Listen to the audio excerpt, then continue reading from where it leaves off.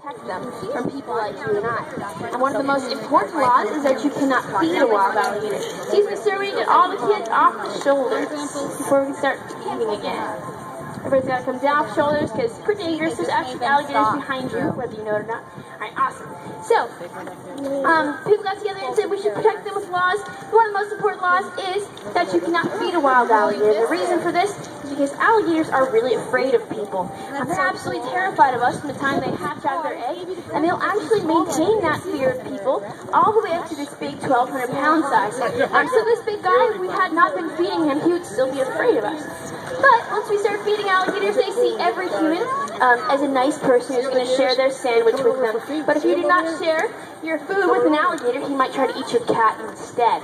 And that is when stuff turns bad.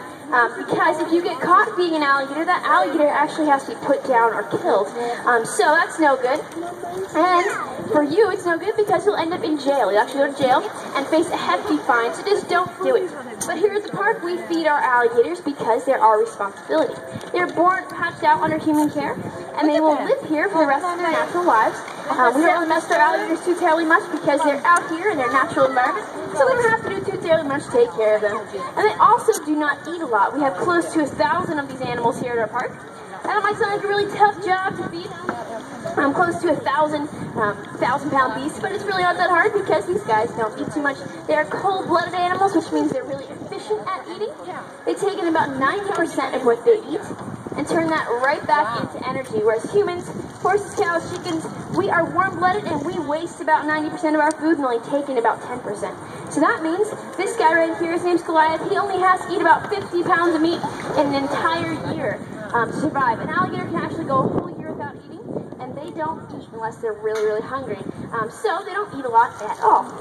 Alright, so my last piece of chicken, let's get to this one right here. Come on, little girlie. Alright, awesome.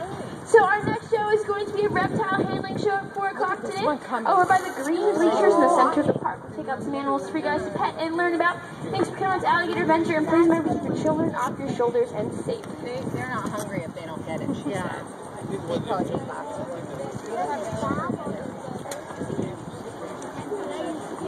That's interesting. Let's go home.